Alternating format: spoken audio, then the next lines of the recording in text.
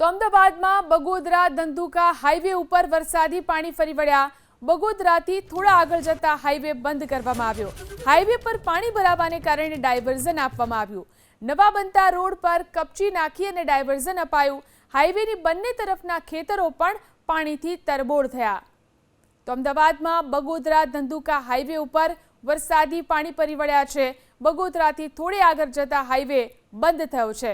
Highway પર પાણી ભરાવાને કારણે ડાયવર્ઝન આપવામાં આવ્યું છે। તો નવા બનતા રોડ પર કપચી નાખીને ડાયવર્ઝન આપી દેવામાં આવ્યું છે। હાઈવેની બંને તરફના ખેતરો પાણીથી તરબોળ દેખાઈ રહ્યા છે।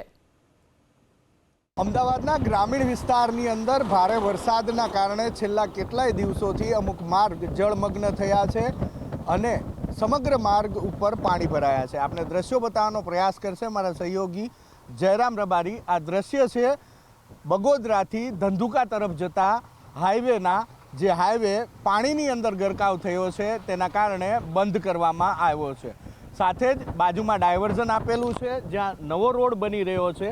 હજી રોડ પૂરો બન્યો નથી, પરંતુ ડાયવર્ઝન આપવા માટે થઈ અને અહીંયા કોન્ક્રીટ નાખી દેવામાં આવી છે, કપચી નાખી દેવામાં આવી છે, જેના કારણે વાહન ચાલકો એ ફસાય નહીં અને ત્યાંથી નીકળી જાય। તો આ પ્રમાણેની પરિસ્થિતિ બગોદરાથી થોડા જ આગળ ધંધુકા હાઈવે ઉપર તમે આવો તો એ જોવા મળશે કે ખેતરોના ખેતરો એ બેટમાં ફેરવાયા છે, જેના પાણી હાઈવે ઉપર આવ્યા છે અને હાઈવે ઉપર પણ આ જળભરાવની પરિસ્થિતિ છે।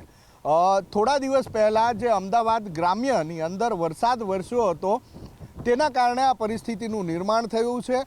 હજુ હાઈવે ઉપરથી પણ પાણી ઓસર્યા નથી, ખેતરોમાં પણ જળબંબાકારની પરિસ્થિતિ જોવા મળી રહી છે। એવા સંજોગોની અંદર આજે પણ આ સમગ્ર વિસ્તારની અંદર ભારે વરસાદની આગાહી આપવામાં આવી છે। એટલે જો ભારે વરસાદ આજે પણ પડે છે તો ફરી એક વખત વધારે મુશ્કેલી સર્જાઈ શકે છે અને આ હાઈવે ઉપરથી પાણી ઓસરતા હજુ પણ વધારે દિવસો લાગી શકે છે। કેમેરામેન જયરામ રબારી સાથે હિરેન રાજગુરુ, એબીપી અસ્મિતા, ધંધુકા।